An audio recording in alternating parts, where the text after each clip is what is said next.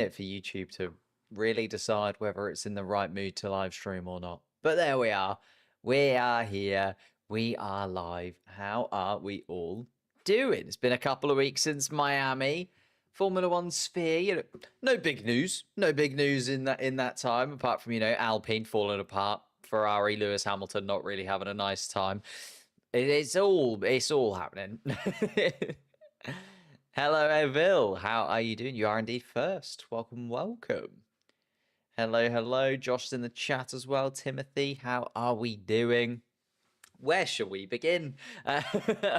Although we are here at Imola, there's been a lot of news stories to touch upon before we get into the qualifying sessions themselves. Where do we start, really? Max Verstappen breaking the record at the Nordschleife, Alpine doing very Alpine things, or Ferrari still not looking like they're amazing, or the fact that lots of teams have brought upgrades to this weekend and the few teams that we need to be looking out for going into this qualifying session, because it might be a bit of a shake-up to the order that we've had previously, give or take a few drivers here or there. Alpine being Alpine, says Josh. Yeah. It's one of those ridiculous one.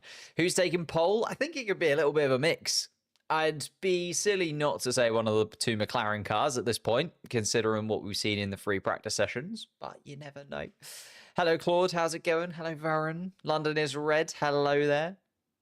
Watching the I was going to say Champions League final, then FA Cup final later on today.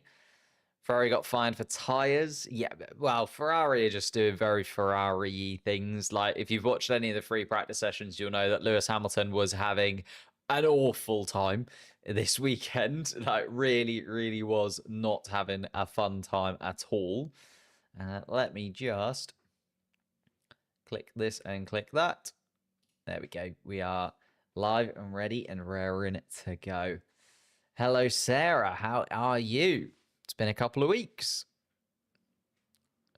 Wouldn't be surprised if Verstappen takes pole. He does look all right, doesn't he? Considering, again, in free practice 1, free practice 2, that Red Bull looked really difficult to control. Saw the rear end of it stepping out quite a bit.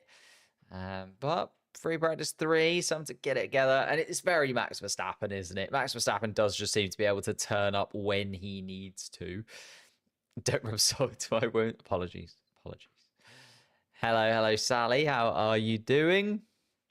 Ferrari Hopium taking my solid. Should we start there? Because Lewis Hamilton, been talked about a lot recently, has been in the press once again talking about his start of life at Ferrari. He was very quick to sort of say, let's judge my Ferrari career at the end of it. We're only 6 races in.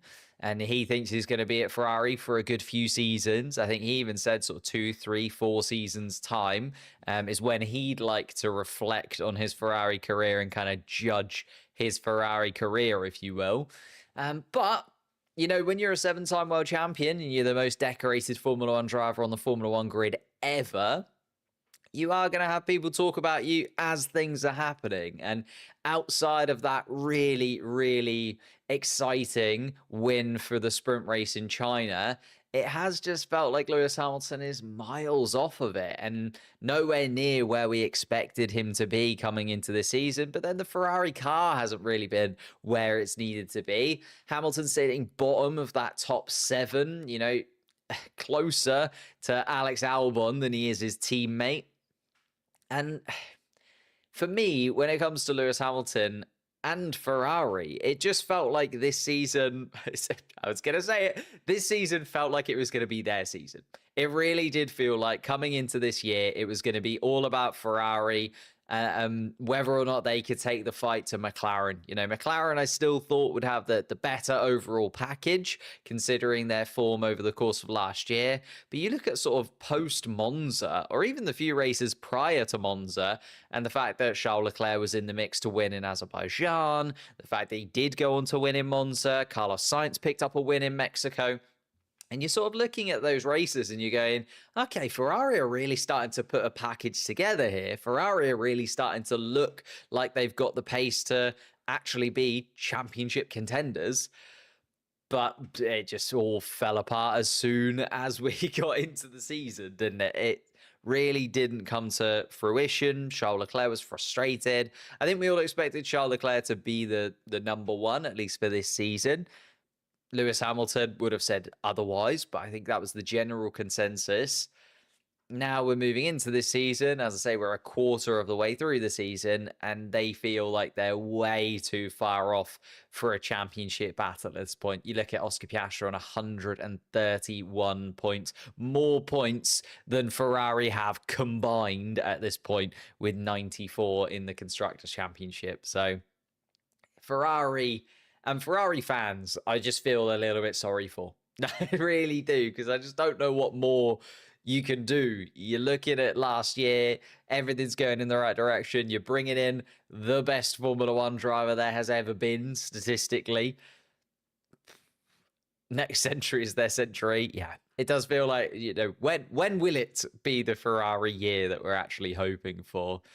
And it's going to be so strange and so awkward, I think, for Lewis Hamilton up until the point where, he needs to get a win under his belt. And I made a video about this earlier on in the year, sort of what could be considered a good first season for Lewis Hamilton, and what people kind of expected from that first season with Lewis Hamilton. And I broke it down into 7 tiers and 7 kind of things that he needs to tick off throughout this 2025 campaign. You could argue that actually a few of them were starting to come true with that sprint race win in China. But it's been torrid since then. And actually, some of the things that I thought maybe he'd started to be ticking off the list, like getting underneath the car and understanding how Ferrari worked and the philosophy behind the scenes. Now I'm like, oh, okay, maybe that was just a one-off and he really doesn't quite understand those things at all as of yet. Football is a weird sport. Yeah, very weird sport. But that's the Ferrari side of things. Shall we talk Alpine as well? Because I'm seeing a few bits in the chat now coming in about Franco Colapinto and the Alpine setup. Before we get into Franco Colapinto, I think, we have to start at the top of the rankings almost at Alpine. We have to start with Ollie Oakes. I thought was a kind of real good fit for the Alpine team finally. They'd gone through team principal after team principal. Was it now 5 people in the last 4 years have now taken the reins at Alpine? Like, he didn't even get to the summer break, which is normally where they make their change. That's when Bruno Famin stepped aside and sort of moved over to the engine side, or back to the engine side of things, and allowed Ollie Oakes to take his spot last season. Then the year before that, it was Otmar, of course, and it does feel like Alpine just chugged through team principals. I think the annoying thing for Alpine is they keep changing their team principal throughout the season. So it's not like they bring in a new team principal and they have, a winter break to bed in. Ollie Oakes came in the summer break. To be fair, what you could argue is a pretty good second half of the season. I think that was bolstered by the fact that Alpine brought in David Sanchez. I think that was a very, very good pickup from the Alpine setup behind the scenes in terms of the aero. But it's all just fallen apart again, hasn't it? This is slightly different. The Alpine higher-ups at least didn't get rid of Ollie Oakes. Ollie Oakes left seemingly of his own accord, something possibly relating to what's going on with his brother. His brother, of course, was running high tech whilst Ollie Oakes was team principal at Alpine. So it might be something to do with that. I'd imagine Ollie Oakes is going to have to go back and try and sort out the mess that high tech has become in his absence over the last sort of 6 to 8 months or so. But yeah, it's all a little bit strange. What actually happened? The team principal brother was doing dodgy stuff. Yeah, so their team, Ollie Oakes' brother, William Oakes, I want to say his name is, was arrested 3 days prior, or 2 days prior to Ollie Oakes then resigning from the role. They were, as brothers, both owners of High Tech, which was Ollie Oakes' team, and the team that he came from, stepping up into being team principal of Alpine. Before that, he was team principal at High Tech. Hence why Paul Aaron is one of the Alpine reserve drivers, for instance. That was an Ollie Oakes bring-in because he was a High Tech driver. And as I say, his brother then got sent to prison. Oaks then probably dealing with quite a lot of personal issues alongside with financial issues because his brother was helping him to run High Tech, and High Tech was their joint venture. Had to step aside from Alpine duties by the sounds of things.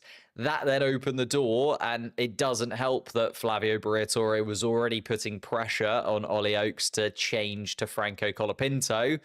And then I think, you get to the point where you're Ollie Oaks, you're trying to run this Alpine team that has people above you who are trying to make decisions which should be your choice. Like Ollie Oaks as team principal should really be the man picking the drivers in the team.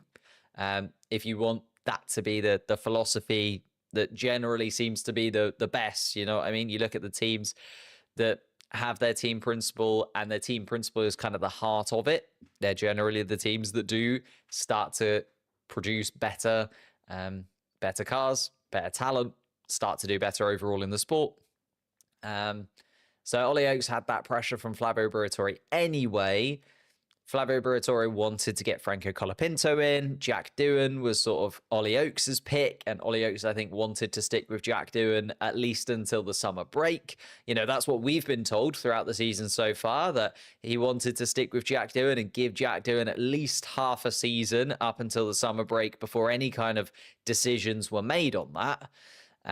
But then the personal issues happen, and as I say, when you've got that problem at home, you have to step aside. And I think High Tech has to be more of his, he owns High Tech, whereas he's an employee at Alpine. So you kind of choose between the two of those. He probably cares a lot more about High Tech and the situation that's going on there with his brother than he does about Alpine having their 5th team principal in however long. The other thing I did want to get your guys' opinion on is the fact that Flavio Briatore taking that role is quite a controversial one. I know that he had his lifetime ban overturned. How you have a lifetime ban overturned, you'll have to sort of excuse me, I don't really know. But he had a lifetime ban overturned, so he can now come back into Formula One, which is how he got back into Formula One last year with Alpine anyway. But I think it's very different, Flavio Briatore having a, behind the scenes role, we barely ever see him kind of thing, to now actually being a team principal once again after what he did. Like, he's literally kicked out of the sport because he was cheating. And it's like, how do you get that overturned, one? And then secondly, how do Formula One just allow you to come back in? And they're just like, yeah, sure, no problem at all. Just come back in. Absolutely weird. If you don't know, Flavio Briatore, he was the man behind Crashgate, which was back in 2008, where Lewis Hamilton won the championship. Felipe Massa came second. That's the year, isn't it? In Singapore, Flavio Briatore basically told one of his drivers to crash intentionally so that Fernando Alonso could win that race in Singapore. Came out after the fact. It was completely and utterly rigged, and they'd effectively, forced that race victory for Fernando Alonso for financial reasons. They needed a win that season. They saw the opportunity to get that win by effectively cheating, asking one of your drivers to crash and cause a safety car intentionally. And therefore, all of the people involved in that and all of the people that knew about it at least were given a lifetime ban from the sport. That lifetime ban seems to just run out after 16, 17 years if you are Flavio Briatore. So now he is back in, and he is taking the team principal role for Alpine for the rest of the season. And personally, I think it's just one of the most ridiculous things that Formula One could have done for itself. You're taking literally a person who is known for cheating, a person who cheated themselves to a victory, and completely sort of took away a lot of the validity of that championship. Like, Felipe Massa to this day still believes, he should be rightfully the 2008 Drivers' World Champion, because it did go down to the line. I know Hamilton did come fifth in Brazil and Massa lost on points, and that kind of happened after the fact, but that Singapore result does affect the championship as well.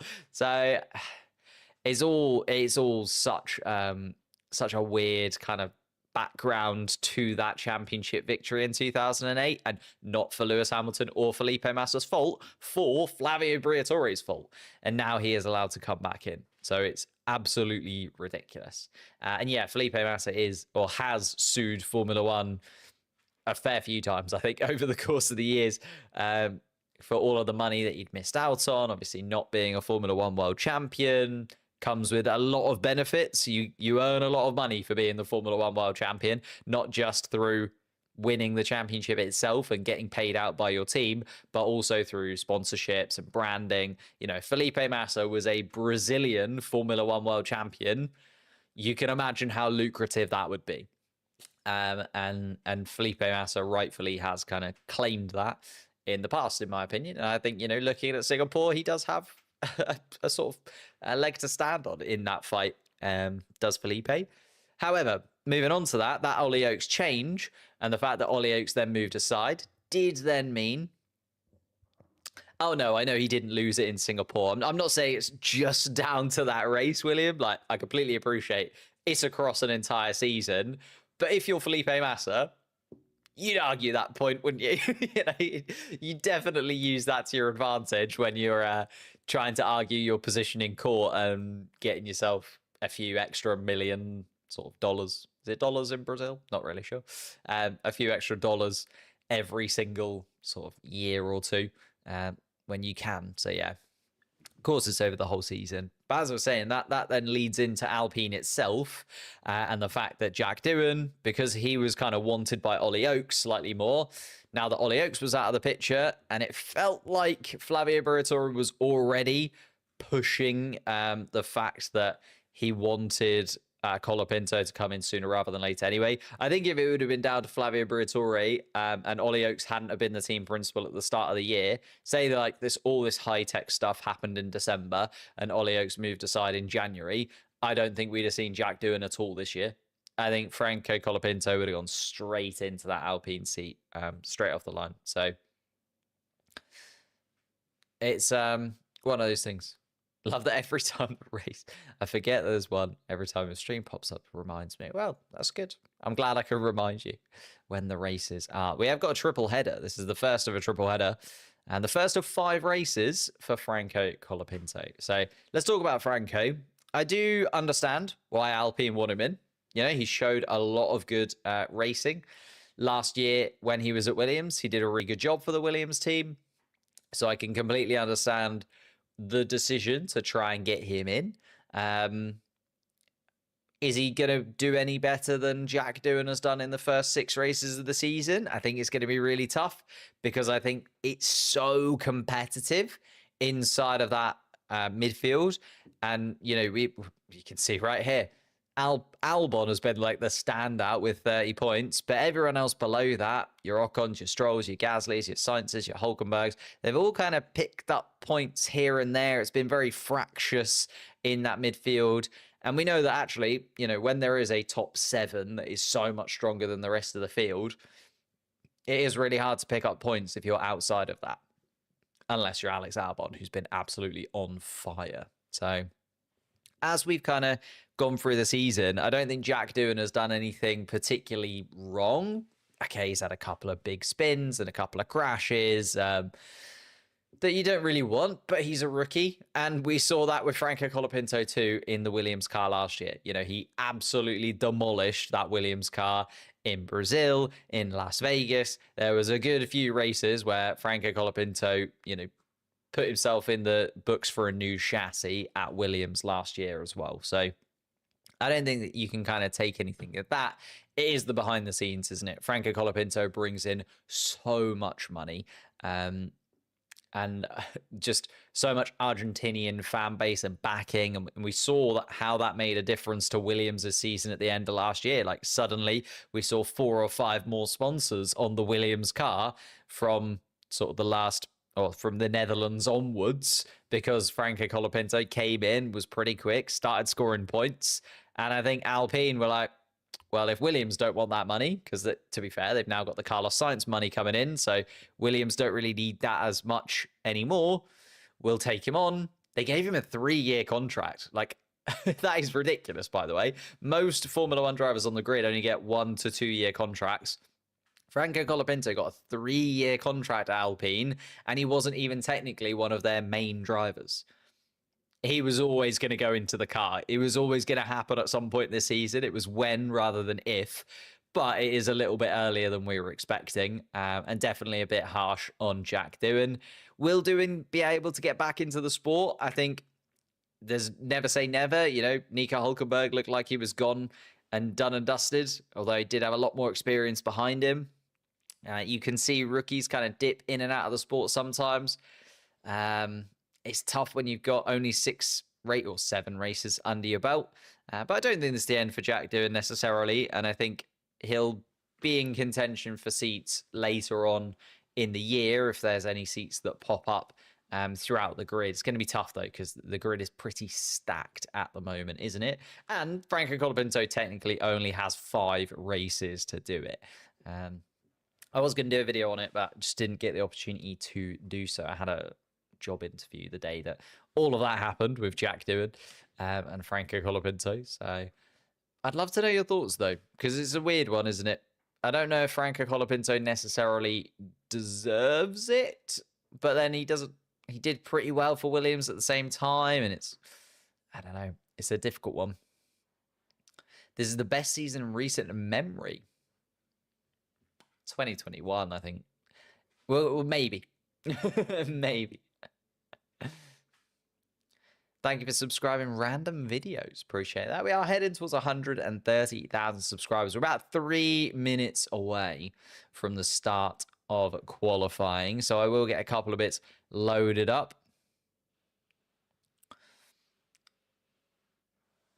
Not applicable. What do I think about Williams hamster? Sorry? No comment. What do I think of the Imola upgrade? Yeah, we didn't even get into the Imola upgrades. Will it help George and Kimi snag P2 or P1? I think it's going to be really tough.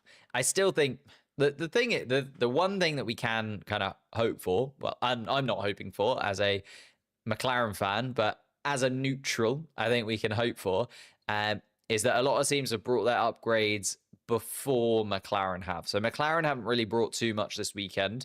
McLaren are more aiming at next weekend in Monaco, bringing a few more of their upgrades in particular. So we could see this race, at least those upgrades play into effect for the other teams first and foremost. Then on the other side of things also, it's quite a high-speed track, Imola. Like, there's no real slow-speed corners.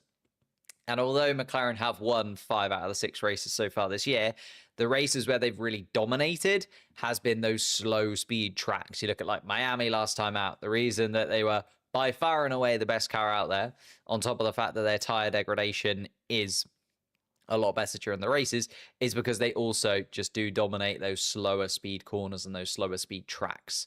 Imola is not that. So that also plays into the favour of Red Bull, Mercedes, maybe even Ferrari. I didn't even acknowledge your comment. I apologize. There's a few. They come, they go. I will try and get the next one. How much time is left till the start of quality? About 2 minutes now. So we are going to head over. I need your help. And in fact, I'm going to do a little poll.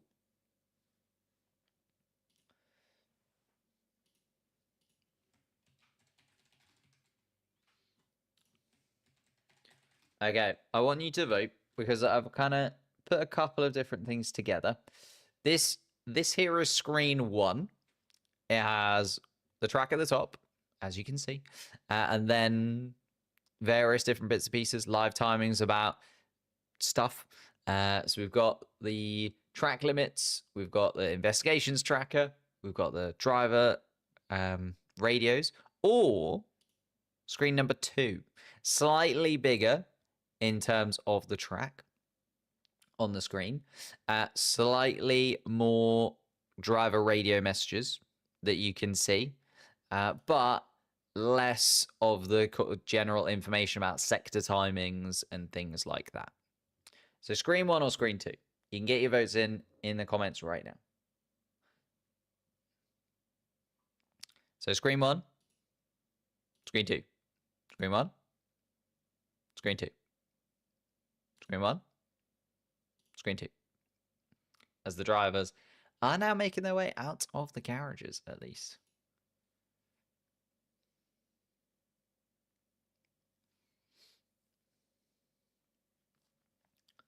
Screen 1, so you can see the sector timing. Screen 2, oh dear. We've created a complete divide. It is 52%. 50-50. You clicked and you couldn't see the options yet. Sarah. That is insane. Here's one of 2 options. And you just pick the boxes before they're even opened. I feel like I'm at the opticians. We can swap between the 2, to be fair. I'll stick with this one just because it's the one we're on right now. But I will be probably kind of swapping between the 2 as we go. Just to see, you know, which one's better, which one's worse. Bigger map, bigger thing. But the green light is out. We are going to see some drivers heading out onto the track already. Nico Hulkenberg and Gabriel Bortoletto, who actually looks pretty quick in free practice 2, are out on track already. Just move this slightly. Then Ocon and Behrman deciding to join them. None of the big boys deciding to get out early on this one.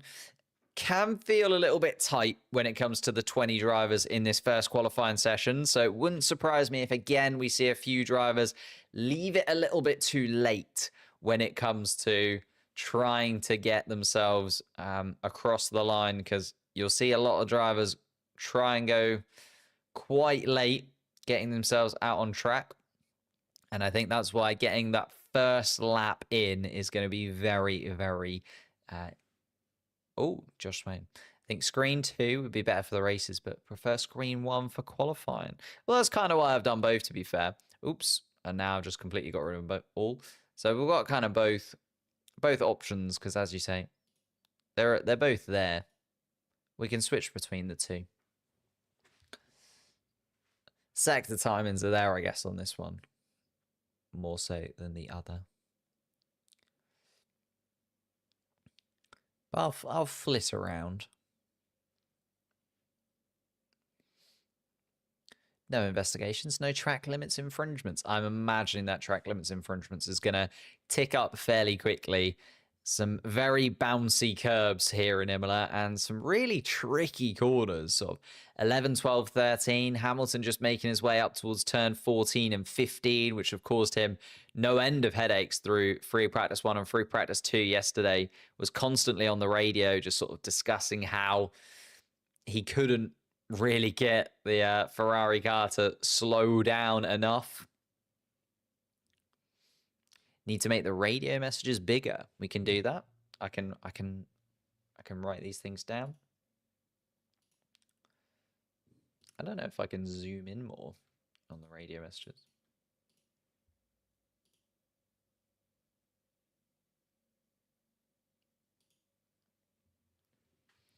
Here we are then. We're on board with Lewis Hamilton, actually, just making his way around his first flying lap here in Imola. I think, actually, we're a little bit behind. I'm just going to change this as we get into the first qualifying session. Yeah, there we go. That's much better. Hamilton just making his way around towards turn 11 and 12, finishing up. Gabriel Bortoletto has actually gone quickest of anybody so far. Behrman slots into second, Hulkenberg third, and Ocon fourth.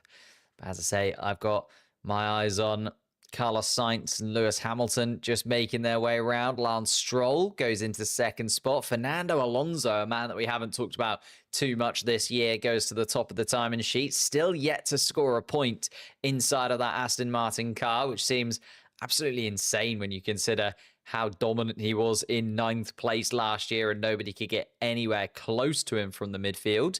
And in fact, Alonso has the better of Lewis Hamilton for now. Carlos Sainz also slots into 3rd place behind the man who replaced him at Ferrari. Alex Albon is going incredibly quick and does go to the top of the timing sheets. Just looked at that first sector time from Alex Albon and was like, he's onto something here.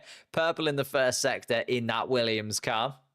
Charles Leclerc is just coming around towards the final couple of corners in his Ferrari. And Max Verstappen and Yuki Tsunoda have also made their way out onto the track for the Red Bull duo. Antonelli and Russell out as well for the Mercedes team, as some of those guys that went out first, your Bortolettos, Hulkenbergs, Ocons and Behrmans, are making their way into the pits. So everybody going for a slightly different strategy when it comes to this opening qualifying session so far. Charles Leclerc did only manage a 5th fastest time there. Alex Albon still at the top of the timing sheets. Will Max Verstappen be able to knock his old Red Bull teammate off? Verstappen just making his way through turn 2 and turn 3.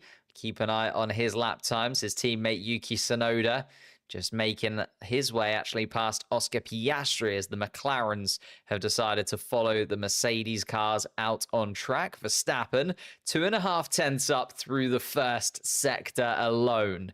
So this is looking like it might be one and done for Max Verstappen. Oh, but there is a yellow flag in the second sector. Oh, and it's Yuki Tsunoda.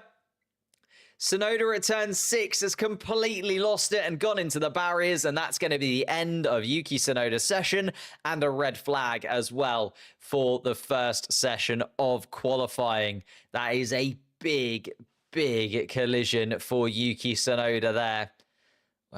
Keep an eye out. I will let you know once we see a replay of it, but the rear right side of Yuki Tsunoda's car is completely sheared off. The rear right tire hanging on by a thread. The entirety of the rear wing has gone, so he's clearly spun in the gravel, and the front wing has been taken off as well, so he's collided with the barriers at least twice in there as well. Goodness gracious me.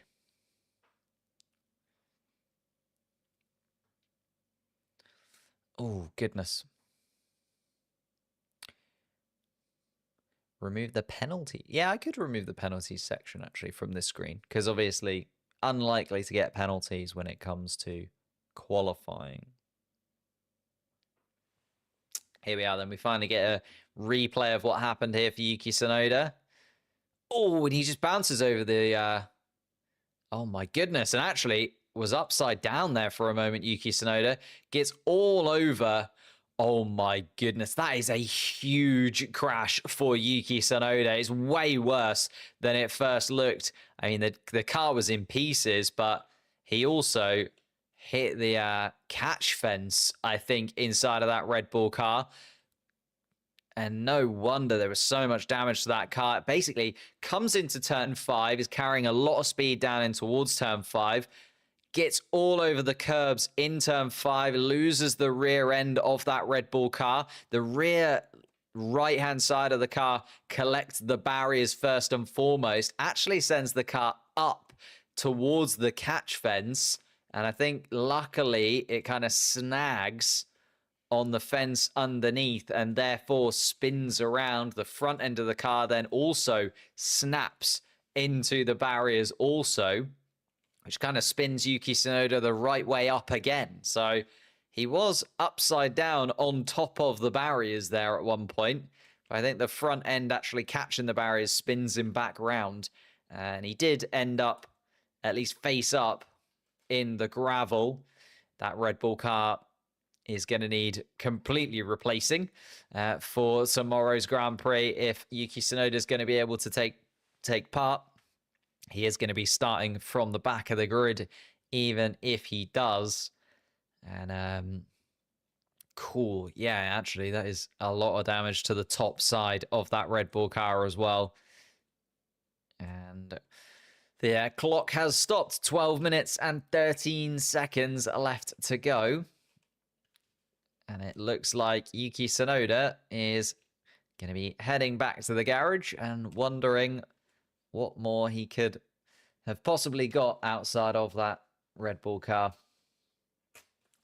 So much debris. Yeah, a lot of debris. Luckily, kind of all to one side, so won't take too long for the marshals to clear that up, luckily, because they can just kind of brush it all to one side. I think it's just making sure that the barrier is actually put back together again, just in case anybody else loses it down towards turn 5, because that Tech Pro barrier did take quite a whack from Yuki Tsunoda's Red Bull car. We did only get to see 10 drivers set lap times in the sort of opening 6 minutes of that session there. Alex Albon, the quickest man out on track so far, is 3-3 actually between Albon and Sainz when it comes to the head-to-heads when it comes to their qualifying. So winner will take the lead when it comes to the Williams head-to-heads this year. But yeah, Yuki Tsunoda can't catch a break. It does seem that way, doesn't it? Just feels like since moving to Red Bull, the season has gotten a lot more tricky for Yuki Tsunoda. He started really well at RB, didn't it? He probably should have had quite a few more points on the board than he did. RB threw away their strategy in Australia and in China, actually. So easily could have been points for Yuki Tsunoda in both of those Grand Prix. But since moving to Red Bull, it's been almost nightmarish for Yuki Tsunoda. Dropped out in Q1 for the first time. Last time out in Miami, and now out in Q1 once again under very different circumstances. Yuki dead. No, Yuki Tsunoda is fine. He did jump out of the car, which just goes to show how safe these cars are now. That huge shunt, the halo definitely doing some work there for Yuki Tsunoda as his car did flip onto its top and then flipped back around again. So Tsunoda is out of the car. Tsunoda into the medical car and taken back to the Red Bull garage. Hopefully we'll get to catch up with him later, although I imagine he will be sent to the medical center as well, because that shunt will have definitely set off the alarms inside of the car.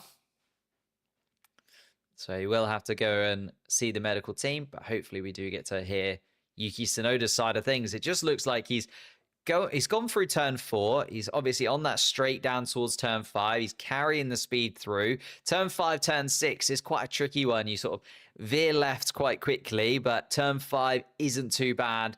And you're still slowing down for turn 6, which is a lot tighter, a right-hand turn. And it just feels like as he's come to turn 5, he's just carrying that little bit too much speed. Also gets a touch too much curb going into turn 5. It just sets the rear end of the Red Bull car loose. The right rear side then just steps out and then collides with the barrier. And as the right-hand side hits the barrier, then sends the whole car tumbling over. And, yeah, not a very nice collision for Yuki Tsunoda whatsoever.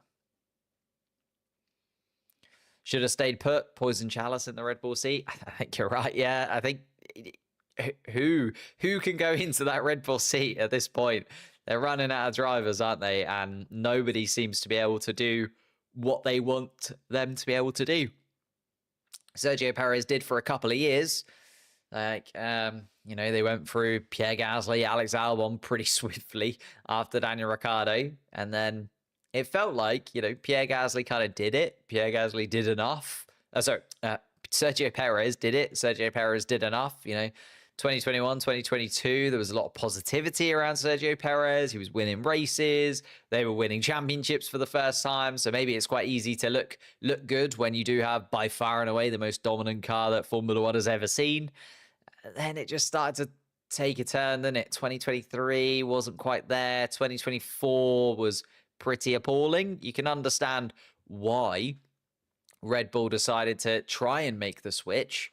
But now I think we're just realizing nobody can drive that Red Bull car. Unless your name is Max Verstappen, you're basically guaranteed to just not be able to drive that Red Bull car, and you're just causing yourself more harm going to Red Bull, even though it is a top team and you should, want to test yourself with the best drivers on the grid. You should want to test yourself in the top cars. Unfortunately, that top car, as Sally just said, is most certainly just absolutely poisoned.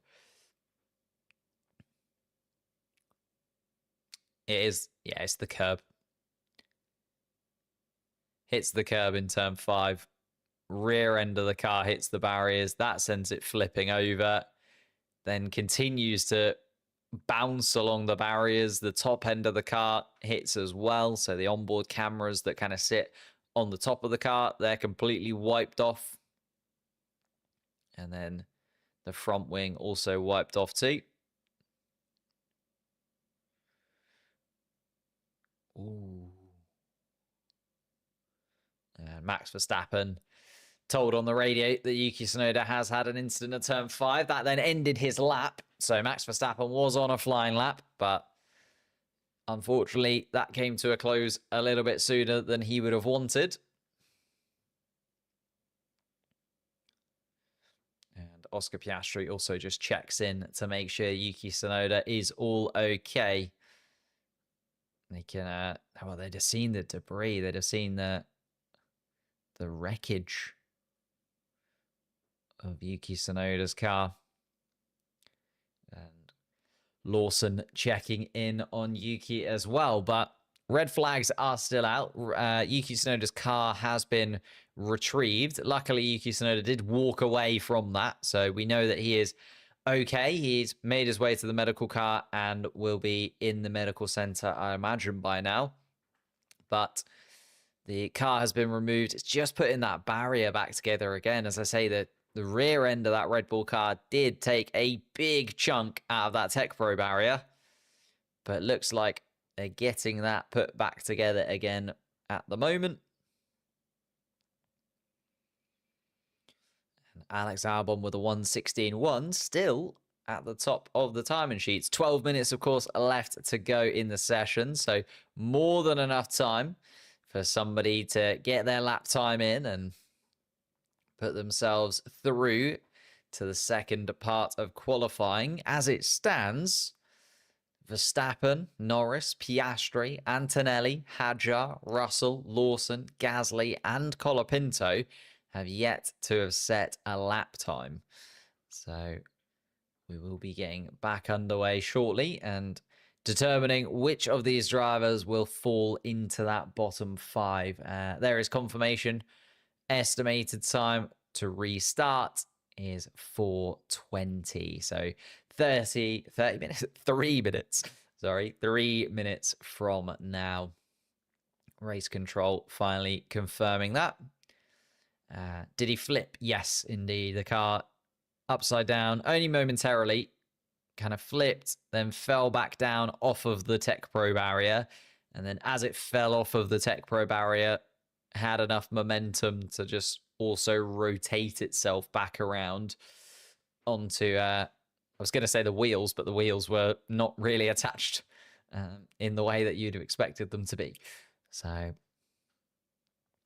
hopefully we will hear from Yuki Tsunoda, but he did walk away from the crash. So as I say, should be okay. Whether that Red Bull car will be fixable for the race tomorrow, it's going to be a long night for the Red Bull mechanics. Let's just say it like that.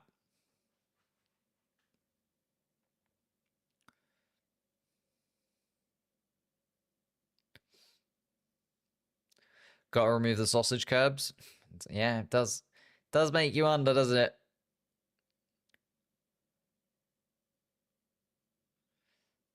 Franco Colapinto on the radio.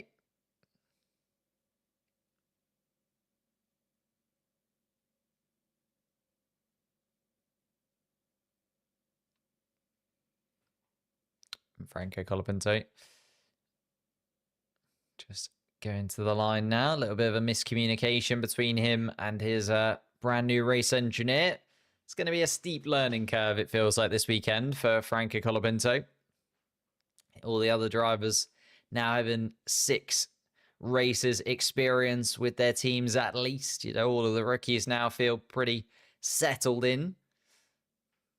Franco Colapinto, his first race of this next season in his career. Got 9 races, of course, for Williams. A lot of up and downs for Franco Colapinto, it has to be said. Gained a lot of popularity, but wasn't a perfect 9 races by any means from the Argentine. Enough, though, to convince Alpine that he is the man for them moving forwards alongside Pierre Gasly. The green flag has now been waved, and we're just waiting for the green light at the end of the pit lane as the cars are starting to form a little bit of a queue.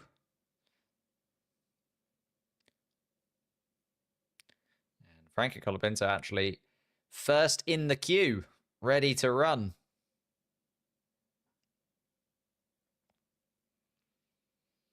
And seemed to have been a little bit of a miscommunication possibly between him and his race engineer. I don't think they wanted to be at the front of this queue. And everybody was sort of creeping into the pit lane, and I think Franco Colapinto went out when technically the Alpine team wanted him to stop just before the line.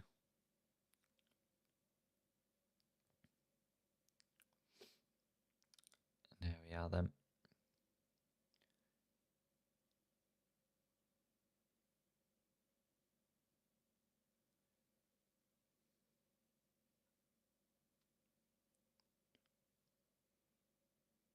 Liam Lawson just making his way out for RB as well. Didn't manage to get his lap done. Had to follow behind Yuki Tsunoda, the man who replaced him at Red Bull.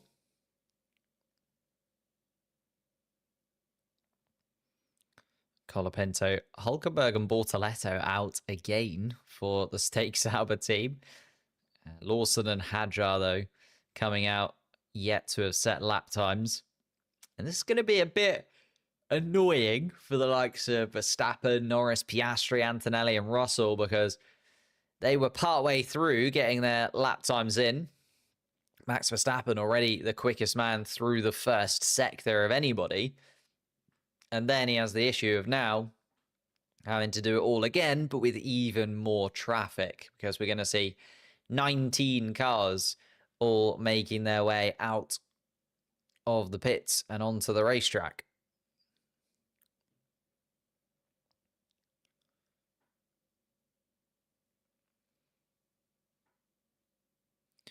Must be frustrating for Horner to try and find a second driver that's a bit closer to Max's pace. Who do you put in there? Like, they tried Lawson, didn't happen. They tried Perez, didn't happen. Or they didn't really try Lawson. They gave Lawson 2 races and they weren't happy. They gave Tsunoda a little bit longer, but still not quite what they would have expected from Yuki Tsunoda, considering he's been in Formula 1 for a little while now. Tsunoda debuted in 2021, wasn't it? So there we are.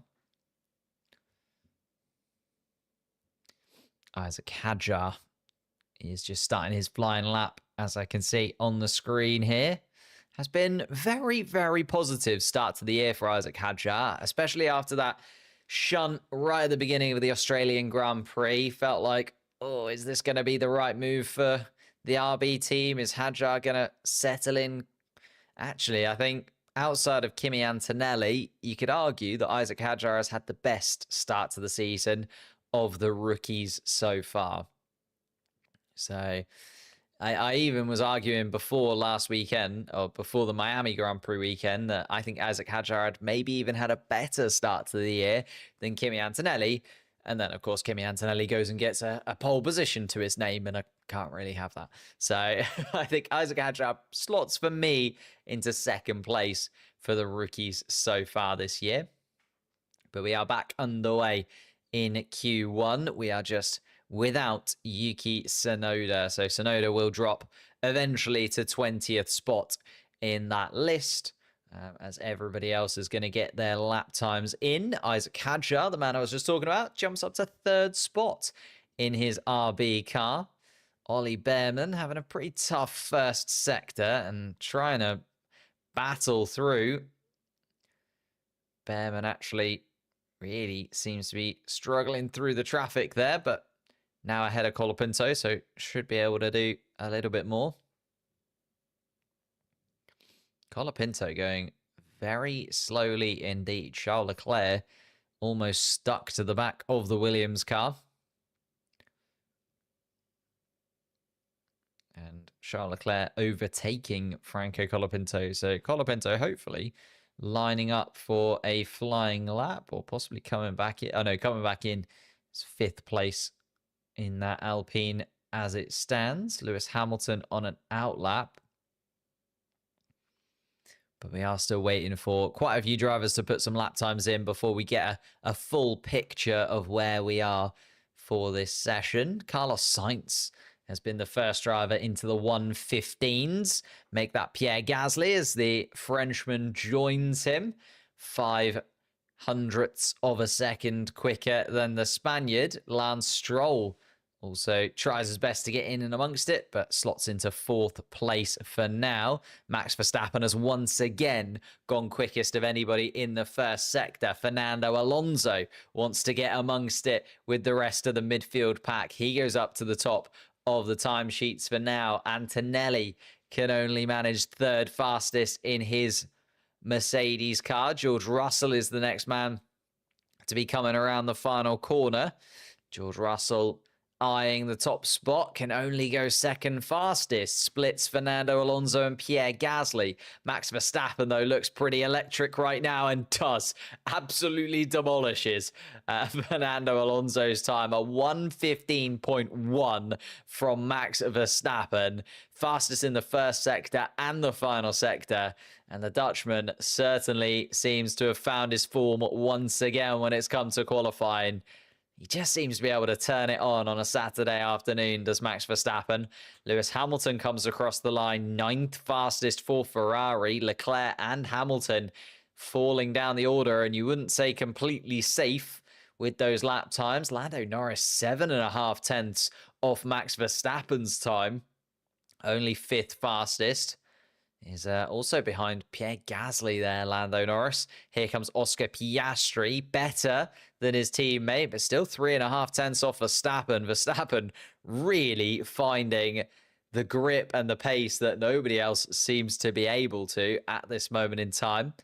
Franco Colapinto is under investigation for that incident in the pit lane. It's going to be investigated after the session, though. So I think that's going to be probably a fine, I would imagine, for Franco Colapinto. It'd be harsh if they gave him any kind of grid penalty. I don't think he really gained a massive advantage by coming into the pit lane before the team meant for him to.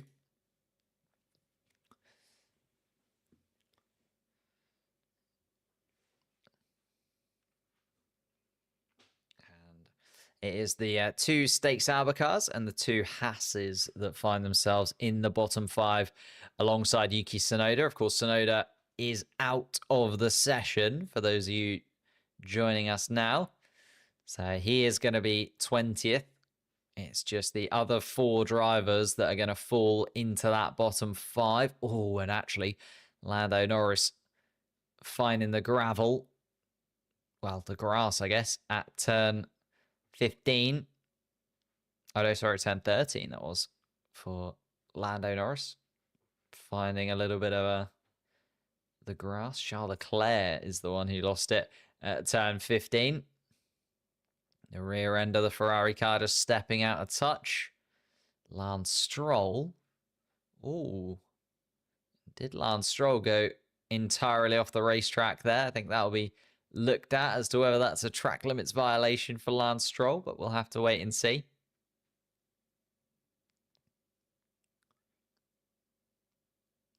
First runs complete then for all 19 drivers that are still in there. And you're looking at sort of, I'd argue maybe Carlos Sainz down as drivers that will want to improve their laps. Maybe it's a bit harsh. Maybe Lewis Hamilton down as drivers that will really need to improve their lap times, because Hulkenberg, Bortoleto, Behrman, Ocon, I'd back them to be able to find at least a few tenths more, considering where they were in the free practice sessions earlier on today. And the fact that it is so tight when it comes to these Grand Prix and these qualifying sessions that we've had so far this year. Kimi Antonelli almost bumps into the back of the Stake Sauber car. It could have been a little bit of a tricky one.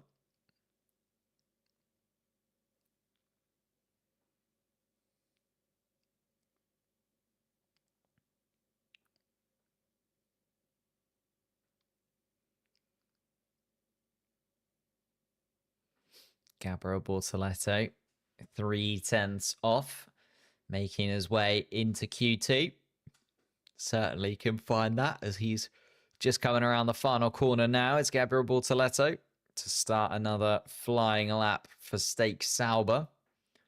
Nico Hulkenberg, his teammate, is also coming around the final sector, so keep an eye on those green Stake Sauber cars, whether they can get themselves out of that bottom 5. The 2 other cars in there, Ocon and Behrman. Ocon just making his way towards turn 15 now on your screens, and Behrman down towards turn 12. What happened to Yuki? Big crash at turn 5, turn 6 for Yuki Tsunoda and his Red Bull. So he is out of the session. And that car is going to need some big repairs before tomorrow. Bortoleto has improved through the first sector. In fact, he's a 10th up on Nico Hulkenberg through the first sector is Gabriel Bortoleto. Bortoleto, another 10th in the second sector. He's doing pretty well so far. Investigation pit lane incident involving Nico Hulkenberg. An unsafe release is being investigated for the other Stake Sauber, who is also a 10.5 up on Liam Lawson's time right now. So it does look like those Stake Sauber cars are going to improve. It's just how much they will. Bortoleto can only get himself up into 15th. It was the final sector, and Hulkenberg has also made a mistake in the final sector. So it's looking like it might be done and dusted for the 2 Stake Sauber cars, as both of them had pretty dismal final sectors there, a 25.8 and a 26.3 from Bortoleto and Hulkenberg respectively. So Lawson, although he has dropped down to 16th for now, I'd say that's done. Both of the Stake Sauber cars are going to be out.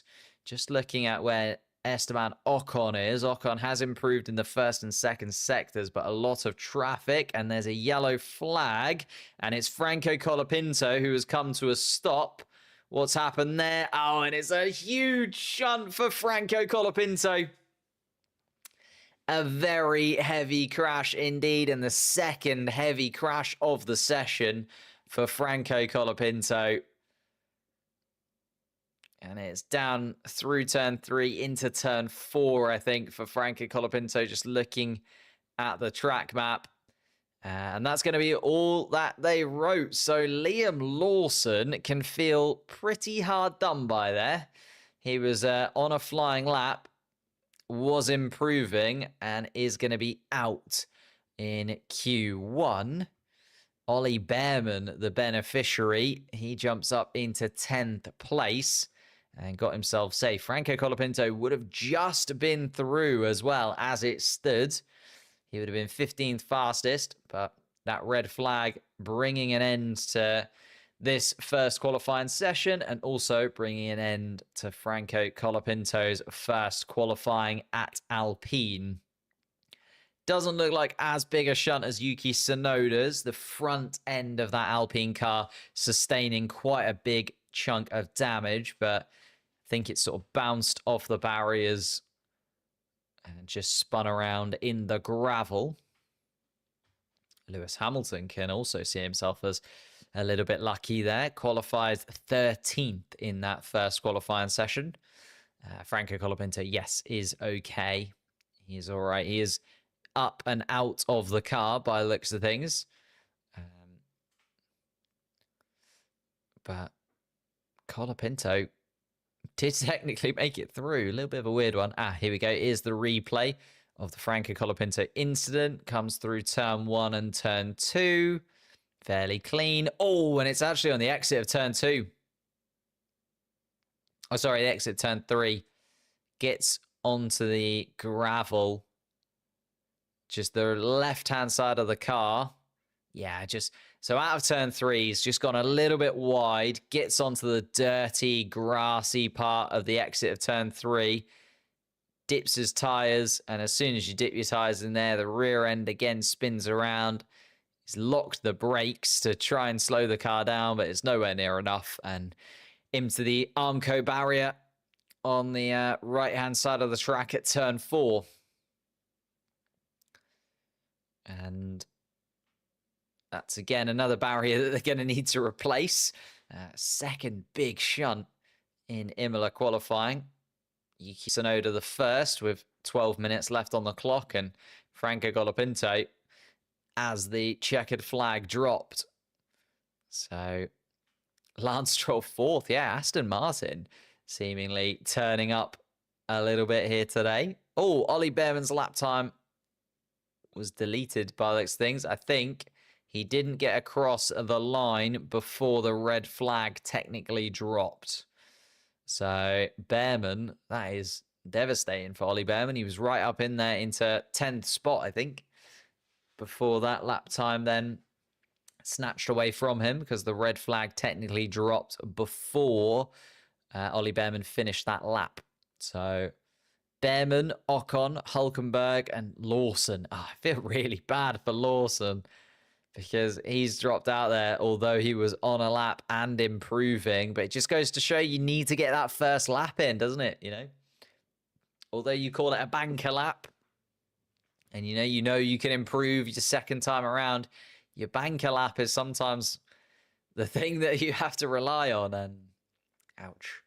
Track limits violations. Yep, one for Nico Hulkenberg for that final corner. I mean, he was out anyway because he didn't improve on his time because he went off on the final couple of corners. It was on the exit of turn 17 that Nico Hulkenberg went wide. And Oscar Piastri didn't actually catch where that was on the track where he went wide.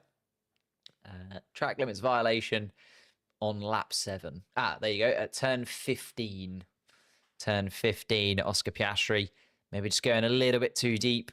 Turn 15, though, that would have been into the gravel for Oscar Piastri. So that would have been a bumpy ride for the Australian, who currently leads the World Championship.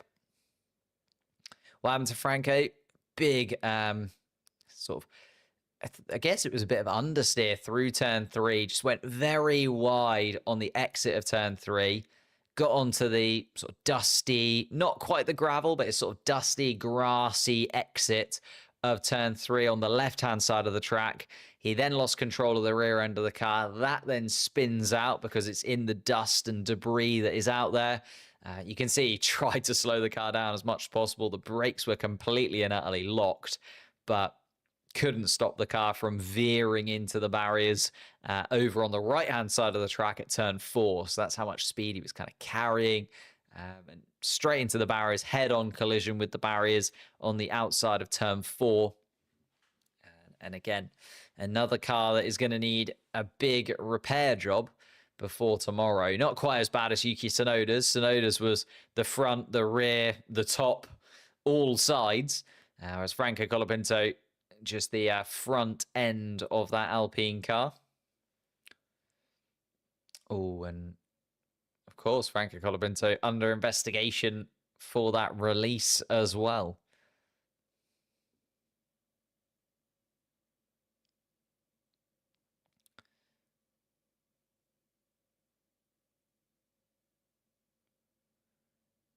Crasher Pinto is indeed back once again. He did have some shunts at Williams. I did say this at the beginning of the.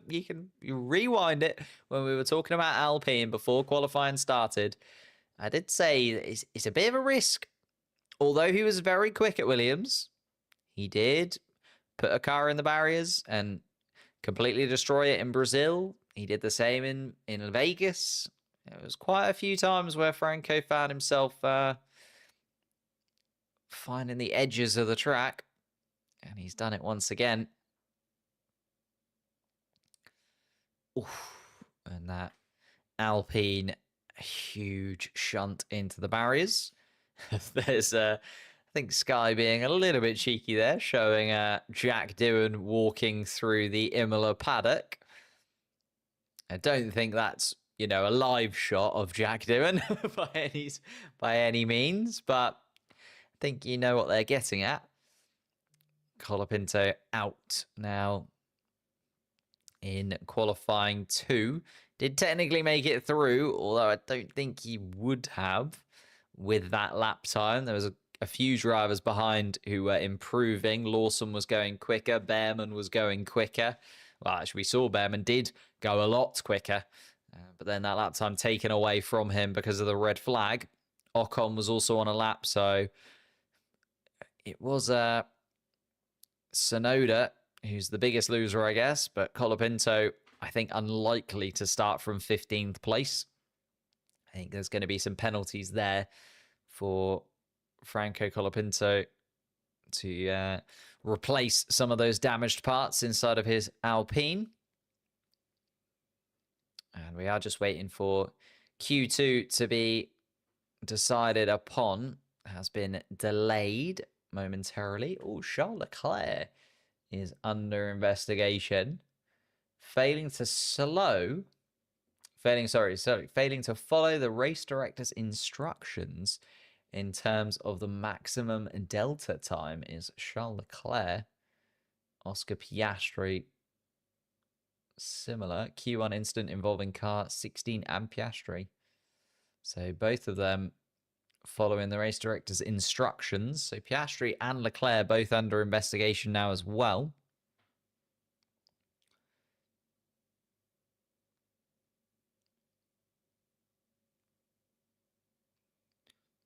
And Ollie Behrman still in the car.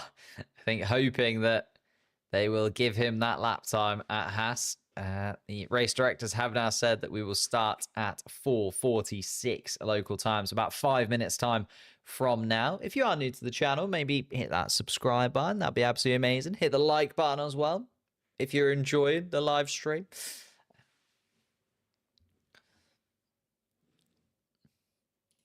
Just gonna, I don't know which I prefer.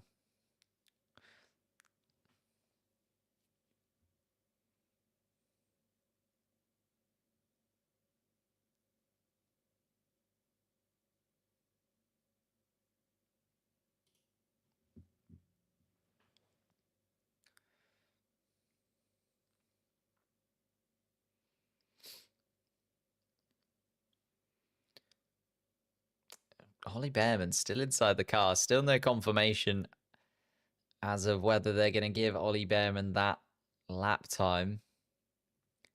He would have seen that on the dashboard he was way up on his previous time. Ollie Behrman, it did get, you know, classified, at least for a moment, because Ollie Behrman did jump up to 10th place on the timing sheets.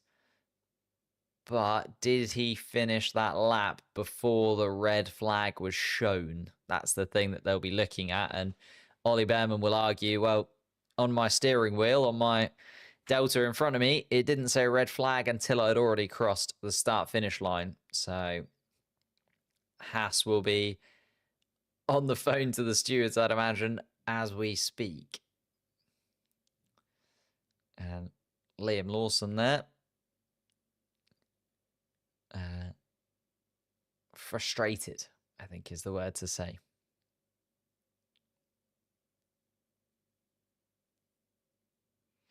I think Lawson lost 2 of his 3 laps, really. He lost a lap because of the Yuki Tsunoda shunt, and then he also lost a second lap because of the Franco Colapinto shunt. So Lawson can feel pretty hard done by there. But as I say, you've got to get the lap in when you get it. He did get 1 lap.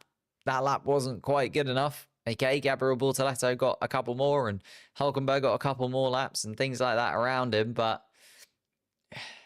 it's just really annoying, I guess, if you're Liam Lawson, because neither time or both times he was about to set a flying lap, there was a red flag shown in front of him.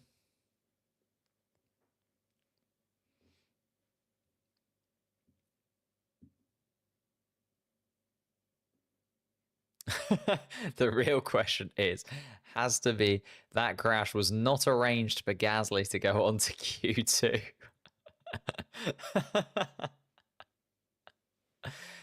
Let's not speculate yet. Gasly was fine, wasn't he? Where's Gasly? P7. Yeah, Gasly was absolutely fine. It's sort of, it was kind of Charles Leclerc, Albon, Hamilton down. The start of Q2 is going to be delayed again. So just getting confirmation it's being delayed once more. I think because they're still trying to put that Tech Pro barrier back together again, to be honest. Looks like that Tech Pro barrier took quite the shunt.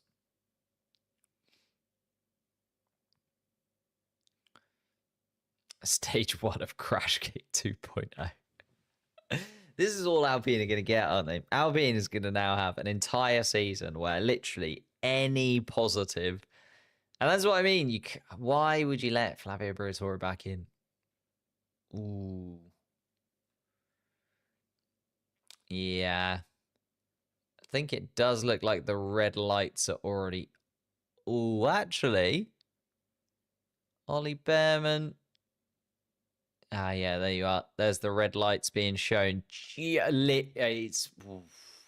is point of a second that Ollie Behrman has missed out on getting into Q2 there, because yeah, the red flag is shown just before he gets across the start finish line.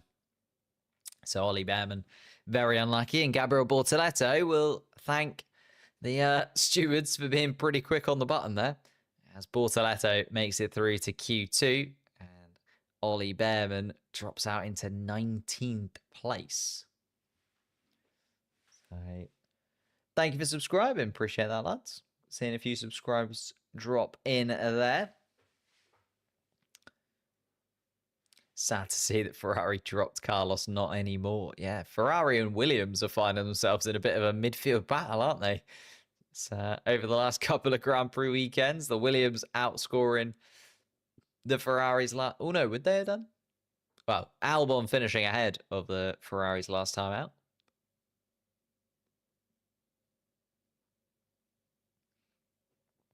Ollie Behrman is still in the car.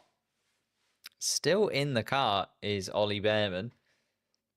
And the lap time for Ollie Behrman is now under review. It looked like from the onboards, the red lights were already kind of on. But whether that was... I couldn't really see. I need to see the onboard again from Ollie Behrman's lap. But they're going to be discussing that. This could be the last race at Imola, according to rumours. Could be dropped. Yeah, it's one of those races that's definitely in the mix. That's sort of in discussions as to whether it will keep its place on the calendar or not. You've got to remember, it did only come back fairly recently because it was sort of in and around COVID times where Imola joined the calendar once again. 2 red flags in Q1. Yeah, 2 big shunts as well. Really heavy shunts in different areas of the track, though. It's not like one corner catching the drivers out. Franco Colapinto being caught out, just coming through turn 3. Got his the left-hand side of the car just dipped into the dusty part of the track and left in the barriers. And then Yuki Tsunoda was down towards turn 5. He was more just bobbling over the curbs, was Yuki Tsunoda. Just got way too much of the curb on the entrance to turn 5. And again, just the rear end of the car leaving him and colliding with the barriers around the edge of turn 6 was Yuki Tsunoda. Both of them out. Tsunoda down in 20th place. Colapinto will be 15th once we get going once more. So we'll only see 14 cars taking part in this second qualifying session. So we're looking for the bottom 4 to drop out of qualifying once more. Unless Ollie Bearman is through. Gabriel Bortoletto is still in the car as well, obviously. Yeah. Trying to wait for any kind of confirmation on the Bearman versus Bortoletto debate that we've currently got going on. Bortoletto will think of himself as through. He set the 15th fastest lap time when he thought the red flag dropped. Ollie Bearman thought he set, well, the 10th fastest lap time, but at least enough to get himself through into Q2 when the red flag dropped for him. So they will both be reviewing it. I'm sure Gabriel Bortoletto and Ollie Bearman's team members are going to be all over the radio to the stewards right now. Hello, Dead Short. How's it going? And I appreciate Peter and Vulcan subscribing to the channel. We're getting ever closer to that 130,000 subscriber mark. Triple header. Maybe we can nab it inside of this triple header that we've got coming up. Of course, we've got back-to-back-to-back Imola, Monaco, and Spain, leading up to the Spanish Grand Prix. Changes, of course, to the front wings that we're going to see. Will that be the turning point of the season? Seeing it, well, at least for now, Max Verstappen, the quickest car today. Oscar Piastri, a close second. Lando Norris down in 6th. Our championship contenders, you would argue. Although I'm sure George Russell would still like to be considered in and amongst that. Still waiting for this lap time, which Ollie Bearman has set. It's under review. All of the drivers here just must be so frustrated. You're in that mindset. You're ready to go. Your, adrenaline is up as you're setting your qualifying lap times. And yet you now have to just sit in the garage and wait and wait. We were told initially that we were going to be underway 5 minutes ago with Q2. So another 5 minutes has expired since 46. We're now at 3:51 or 4:51 local time. And both of those drivers, neither of them know which one is actually going to be taking part in this Q2 session. Bortoletto and Bearman, both in their first full seasons in Formula One. Bortoletto, of course, the Formula 2 champion of last year. Ollie Bearman, the super sub at Ferrari and Haas, scored points in 2 of his 3 races last year. Once for Ferrari in Saudi Arabia, again in Azerbaijan for Haas that time. And it was a pretty tough weekend in Brazil, but I think it was a tough weekend for almost everybody in Brazil, really, considering the weather that we got in Brazil last year. But both of them into Formula One for their first full seasons. Now waiting to see which of them will get to qualify in Imola once again. Bortoletto currently sitting 15th on our drivers' standings at the moment. But Ollie Bearman arguing that he got across the start-finish line before the red flag was officially shown after that collision with the barriers from Franco Colapinto. Which do I think would be the most fitting track to return to the calendar? That is a good question mark. This might be quite controversial. I actually quite like the French Grand Prix. I know it's not the most exciting, I think, because, you don't have any kind of jeopardy. The runoff areas are huge. So you don't really see too many, well, like we've just seen with Sonoda and Colapinto. The complete opposite of Imola in that you don't really often see huge shunts with the barriers in France because there's enough runoff area for you to kind of be fairly safe at most places. But I do quite like the French Grand Prix. Obviously, Zandvoort also looking like it's going to drop off the calendar as well. So whether that could kind of come back on. I feel like if you're going to get rid of Imola and Zandvoort, 2 European Grand Prix, I'd like to see them either replaced with, again, European Grand Prix. Because I think we've got a nice spread at this point in terms of the calendar. I know it's still quite European centric and there's still more European races than anything else, but we do have 3 in the US and Canada and Mexico. So you can kind of see that as North American Grand Prix. We have 5. Maybe you could argue that we should have a few more South American Grand Prix alongside Brazil. Maybe you'd, chuck in a... It'd be tricky though. Where would you go? An Argentinian Grand Prix, but that's only because of Franco Colapinto. So maybe you could argue that there should be maybe another South American Grand Prix. I don't think we need any more Asian Grand Prix. Well, I suppose Middle Eastern and Asian you can kind of split into 2. You got kind of China and Japan, maybe in India or something. But then you've got Singapore, which is kind of down there too. And then you've got more of your Qatars, Bahrains, Abu Dhabis. They're kind of a bit more clustered together. I don't think we need any more of those. Saudi Arabia in there as well. Maybe like somewhere a bit weird. Maybe like the Turkish Grand Prix could come back. That would be quite interesting. Or the Malaysian Grand Prix. That would be a good one. I like the Malaysian track. There's a lot of tracks I'd quite like to see back. But then I'm greedy. If it was me, we'd have, 40 Grand Prix a year. Because I just like watching Grand Prix. But I appreciate for everyone involved in Formula One and everyone else who's working for these teams, they probably don't want any more Grand Prix than they've currently got. So it's kind of that back and forth of how many is a good amount to have. Drop Vegas and get India back. I think 3 Grand Prix in the US does kind of make sense. The US is basically Europe. If you look at the sizes of the 2, the fact that we've got 8 or 9 races in Europe and then 3 in the US, I think is fine. I think that's fair. As long as there's the market for it, I can understand it. And I know that's quite controversial to say because nobody really likes the fact that we have lots of American Grand Prix now because they're all very new. Cuban Grand Prix. Is there a Grand Prix, an A-list Grand Prix track in Cuba? If there is, sure. Is it A-list or grade 1? It's something like that. You have to be a certain level of track to host a Formula One race before you even then start to think about actually hosting one. But I can't remember if it's called a grade A track or a grade 1 track, and now that's annoying me. Is what it is. A good track. You need a good track. Yeah. Oh my goodness. They've sent Bortoletto down to the...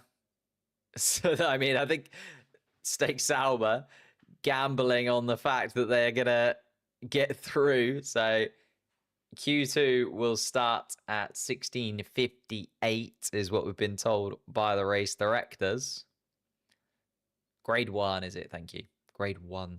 I couldn't... For some reason, grade 1 and grade A were like... in the grand scheme of things, basically the same. But Nürburgring, maybe. Maybe the Nordschleife. Max Verstappen was very quick around there. DRS enabled. Q2 has started. We're just waiting for the green flag at the end of the pit lane. And it is Gabriel Bortoletto who's going to be the first man out there. So Ollie Behrman seems to have been given the no-go, unfortunately. So even though Ollie Behrman was ready and raring to go, he stayed in the car that whole time. And it was under review for a moment.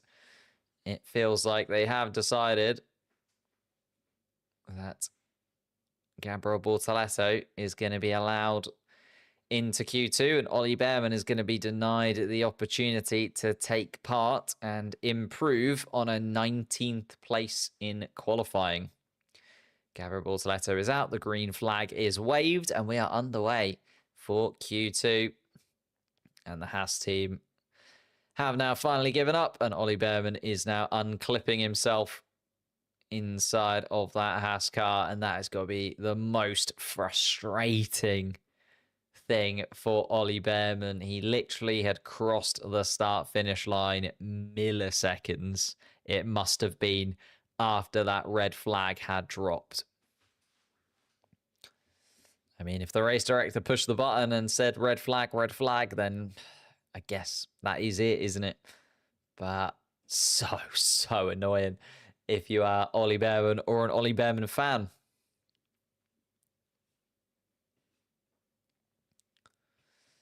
And Ollie Behrman is out of the car and making his way down the pit lane. Here come the Q2 cars then. We are finally getting underway. And an hour after Q1 started, we have started Q2.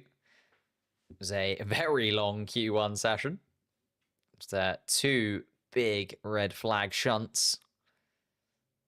One 6 minutes in from Yuki Tsunoda and one right at the end from Franco Colapinto. And Gabriel Bortoleto is now starting off the flying laps here for Q2 at Imola. Max Verstappen is out on track as well. Stroll and Alonso, after a very solid showing in Q1, are now coming around turn 12 and 13. Charles Leclerc and Lewis Hamilton making their way out too. Isaac Hadjar just about got himself through, sneaked over the line just before the red flag. Did Isaac Hadjar manage to get his RB car up into Q2. Kimi Antonelli also making his way out. He'll have a lot to celebrate at the moment. Of course, that first pole position in Miami, he'll be chomping at the bit for more. And Bologna winning the Italian Cup as well. His home team brought up just a few miles away from the Imola track. This is his real home Grand Prix of the season, Kimi Antonelli.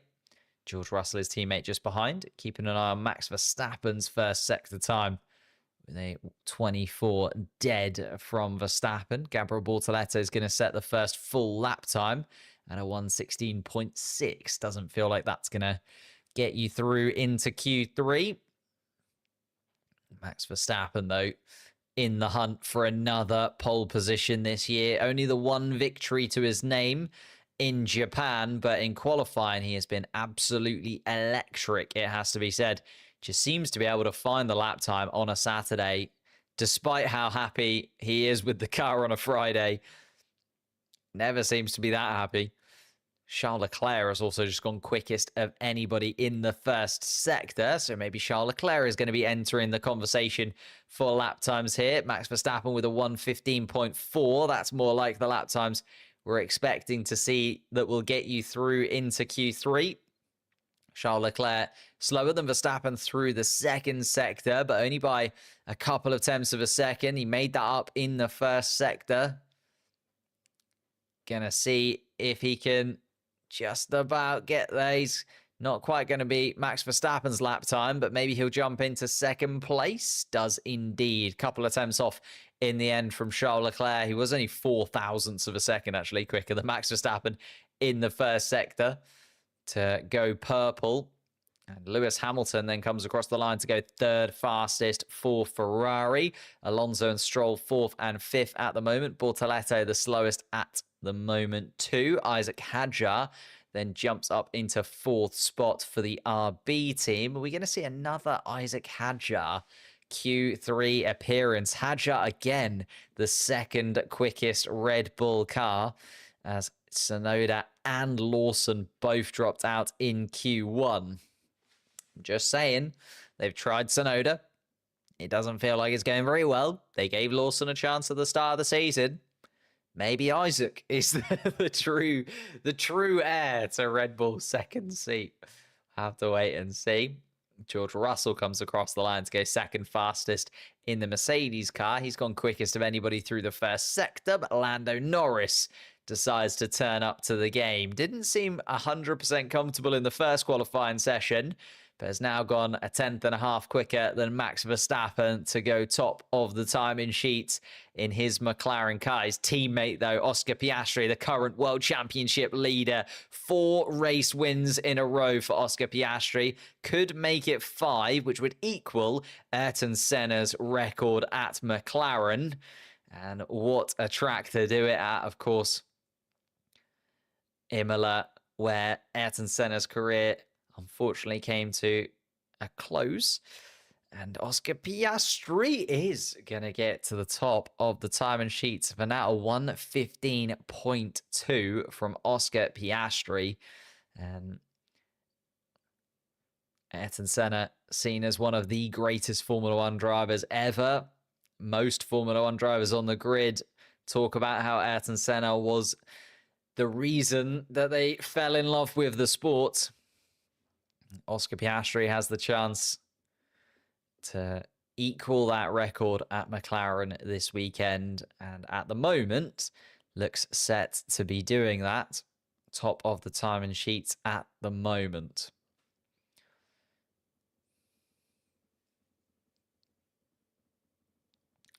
Colapinto got the second Williams seat now. No, Michael. He has got the second Alpine seat. But unfortunately, Colapinto, big shunt in Q1 means that Colapinto is out of this session, even though he will technically qualify 15th because of his lap time that he put in just before he then caused the red flag at the end of the last qualifying session. Everybody has had an opportunity to go around the Imola circuit once more for this second qualifying session. 8 minutes still to go. So still a lot to play yet, but Lance Stroll, Gasly, Albon and Bortoleto, the 4 drivers that are currently in the bottom 5, along with Colapinto, who will not be setting a lap time after he crashed out in Q1. Looking at it, Hadjar, Alonso, Sainz, I think those 3 could be the 3 that get through. Albon would be the one there out of that bottom 4 that I'm looking at the moment, who surely would be looking to improve a bit more on that.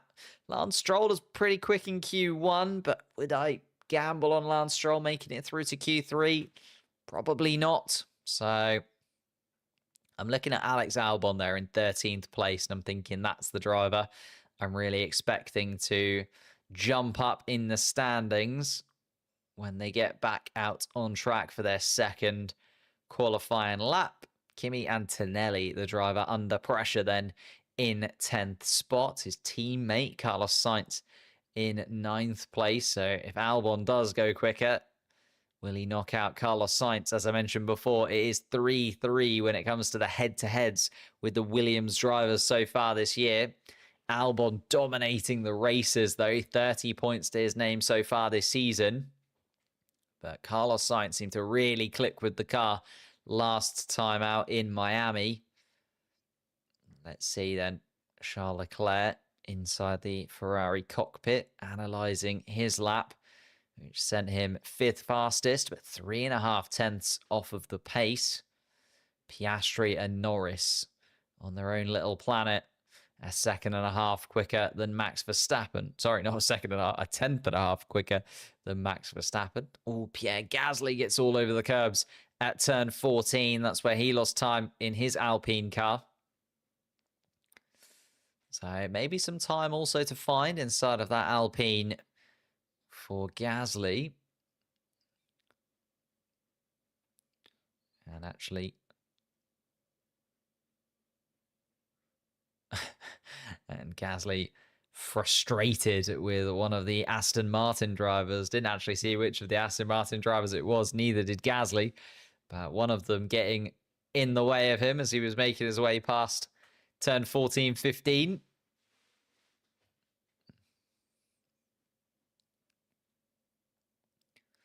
Gasly then being prepared to go back out once again. The tyre blankets are removed from that Alpine car. 5 minutes on the clock.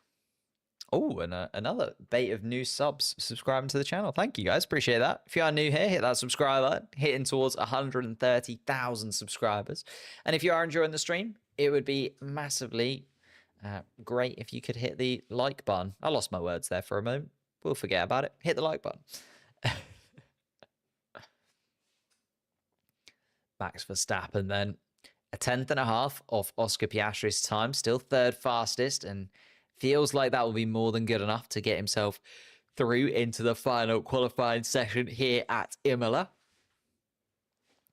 Stroll, Gasly, Albon and Bortoleto, the men that need to improve. Bortoleto feels like a long stretch for him to get into Q3, considering maybe wouldn't have even really been in Q2 had it not been for that red flag from Franco Colapinto. Had that red flag dropped literally a second after it did, it would have been Ollie Behrman and not Bortoletto. So it's the other three I've got an eye on. Lance Stroll, Pierre Gasly, Alex Albon. Come on then, boys. What have you got? Can you get yourself in the mix with the top 10 and get yourself through to a final qualifying session with the likes of Piastri, Norris, Verstappen, Russell, who look all set to be pretty much guaranteed their spot in the final qualifying session? Hadjar, Alonso, and Sainz, the three drivers from the midfield pack that are in there at the moment. Of course, Yuki Tsunoda, the glaring omission from the top 10 in a top 4 seat, you would argue.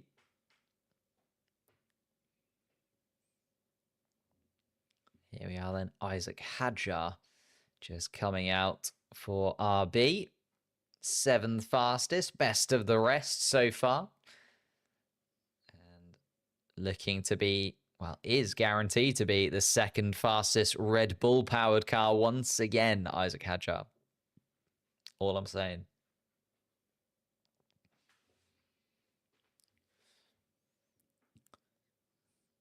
Antonelli there in 10th place. Looking at the rookie drivers. Gabriel Bortoletto still in there technically, but it is Lawson, Behrman, Colapinto, all out.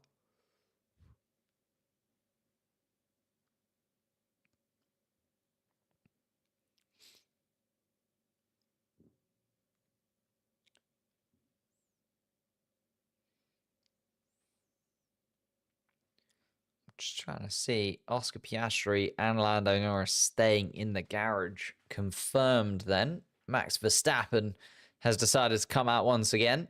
I think they are guaranteed to be through. I can understand why Russell would want to come out. Charles Leclerc maybe too, but Antonelli is the man I've got a little bit of an eye on. He's under pressure in 10th place, especially because I do think Stroll, Gasly and Albon all have the ability to be able to improve their lap times.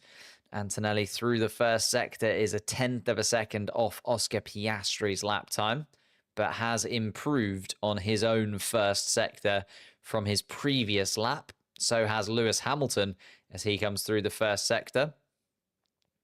Antonelli, though, needs to get through, doesn't he? His home Grand Prix in front of the Italian fans. He's brought his teachers and classmates here this weekend from the school that he went to just a few miles away from this circuit. Antonelli improves once again through the second sector and is going to improve on his lap time. Just needs to be enough to get him through. Isaac Hadjar has just gone 4th fastest of anybody as he's improved his lap time to go ahead of the Ferraris and George Russell for now. Here comes Kimi Antonelli round the final corner. It's only 8th fastest for Kimi Antonelli. Still 5/10 off Oscar Piastri's lap time. Lewis Hamilton, though, does not improve. Stays 7th fastest. Let's keep an eye on that one. Here comes Charles Leclerc. Also stays where he is. 6th fastest for Charles Leclerc. Carlos Sainz is absolutely flown through the first sector. Is the fastest first sector of anybody from Carlos Sainz. In fact, he's only 0.02 of a second off Oscar Piastri's time through the middle sector as well. Carlos Sainz's Williams car has decided to turn up to the battle. Gabriel Bortoletto has got himself up to 12th, but he's going to be out of qualifying then, so that is guaranteed for the Brazilian. Let's keep an eye on Carlos Sainz, though, has decided that his absolute rocket ship of a Williams is going to go to the top of the standings. Take a bow, Carlos Sainz. I know that the two McLaren cars aren't out on track, but goodness me. Albon also moves up into 7th spot. That's now put Kimi Antonelli right on the bubble.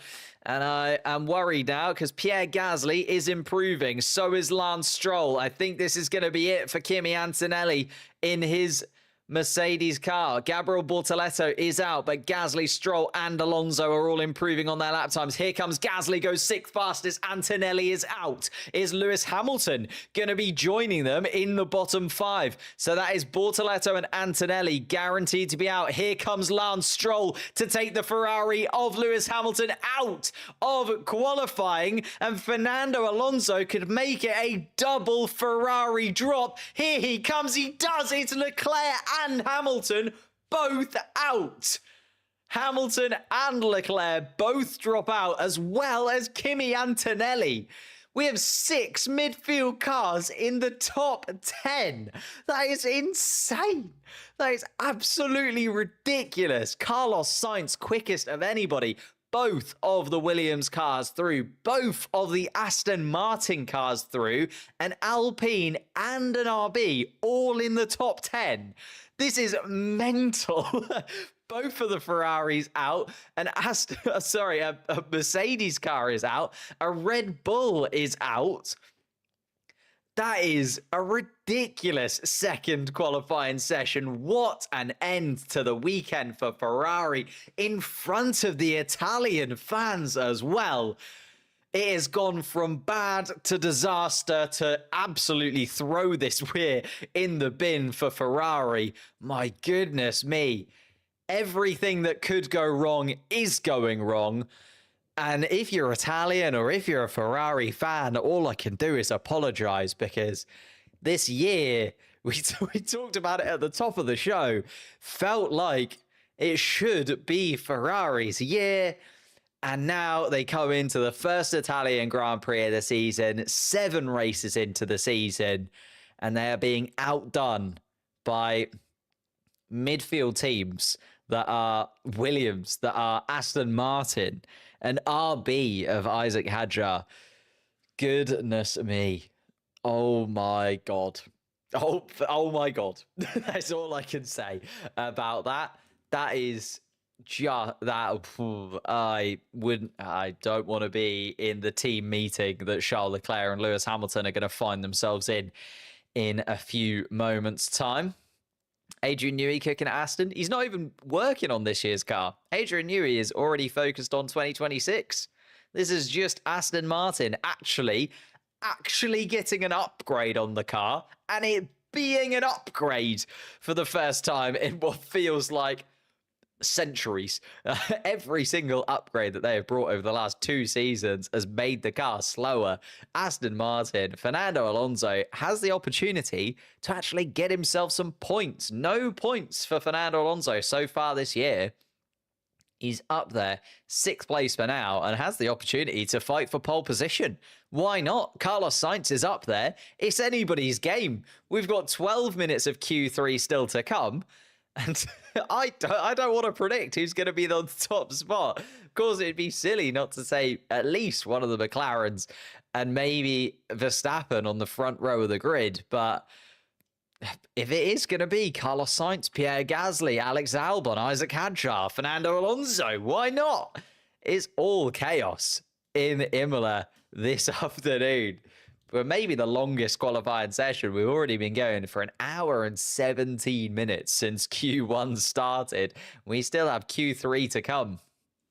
Goodness me. But the big point there, Charles Leclerc will start tomorrow's Imola Grand Prix in 11th place.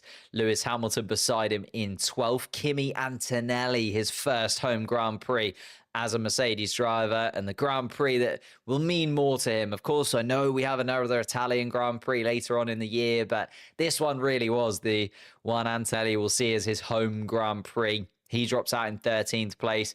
Gabriel Bortoleto can see himself as fairly lucky to be starting in 14th, to be honest. Franco Colapinto, I doubt will actually start from 15th place. I feel like that red flag, the crash that he had down towards turn 4, or through turn 3 and out of turn 4, I think will mean that he does have to start possibly even from the pit lane and take some new parts inside of that Alpine car. Lawson, Hulkenberg, Ocon, Behrman, and Sonoda were the 5 drivers to fall out of Q1. There is a yellow flag that has just been waved at turn 5, so I'll keep a little eye on that. Oh, and Charles Leclerc just gets way too wide out of turn 15. He's going to be... Just fell away from them, you know? They just... It was only a 10th or so. Hamilton, another 10th back, but it's so tight. 0.3 of a second separating first from 10th, separating Sainz from Albon in first and 10th place, both in a Williams car. And it's just how close it is around this Imola circuit this weekend. It just goes to show how competitive the midfield really is in Formula One. Even if you're one of the big boys, if you don't turn up on the weekend, they are there to take it away from you. Why is there a yellow flag? I think there might be some gravel or something on the track. It's now gone away. Didn't seem to be anything big. There was no cars or anything out on track. They just maybe had a marshal run out there. Oof. And Verstappen, again, all over the curves at turn 14 and 15. Pierre Gasly, knowing that he'd done enough to get himself through. Very happy with his lap indeed, and he should be. Got himself through up into Q3. 8th place for Pierre Gasly. Drops both of the Ferraris out. And Imola qualifying has indeed absolute cinema. Could not agree more. We have seen everything. We've had huge shunts in Q1. Double red flags causing dramatic ends to the first qualifying session, whether or not it was going to be Bortoletto or Behrman that made their way through into Q2. Then Q2 got underway. It was tight. It was tense. Everybody was trying to get that last car across the line. The Ferraris let it slip. Antonelli, disappointing. And now we have 6 midfield cars making up the top 10. Of the kind of established top 10, we only have 2 McLarens in Piastri and Norris, Russell and Verstappen. Russell missing his teammate, Verstappen missing his teammate, and neither of the Ferraris quick enough to get through. Do I reckon Antonelli just got distracted with his peers there? Maybe. I think it's harsh to say that, to be honest. I think there was a little bit more pressure on him this weekend, most certainly. I don't know necessarily with his peers there, but more so his first home Grand Prix, especially because he'd got that pole position last time out in Miami, so there would have been a little bit more eyes on him. You know, you do something like that. It's that thing, isn't it? You win your first Grand Prix or you get your first pole position and the eyes and the pressure just a little bit more on you. Maybe he's just succumbed to that a touch. I didn't get to see the onboard. I was looking at the 2 Ferrari onboards where they made their mistakes because they were the ones closer to it. Antonelli ended up being actually quite a distance off Alex Albon's 10th place time. But here we are then. Q3 is underway, and it is a real mix of cars that we don't often get to see at this point in the afternoon on a Saturday. Both of the McLarens, George Russell and Max Verstappen, they're your sort of stalwarts. Hadjar has been in quite a few Q3 sessions this season, it has to be said. Alonso also, maybe a name that we're used to seeing in Q3, but not this year so far. The Aston Martin looking much better than it has for the first 6 races of this campaign. Sainz and Albon putting their Williams cars in there once more. And thank you for subscribing, Danny, to the channel as we get underway with the final qualifying session of the day. Here we come then. It is going to be Lance Stroll to set the standard in this final part of qualifying. Fernando Alonso's out on track behind him as well. Isaac Hadjar is going to be 3rd across the line. Then come the McLarens, Norris ahead of Piastri, just making their way through the 2nd sector. Verstappen has just come out of the pits down towards turn 2 as we look at it on the track. George Russell is also now making his way down towards turn 2.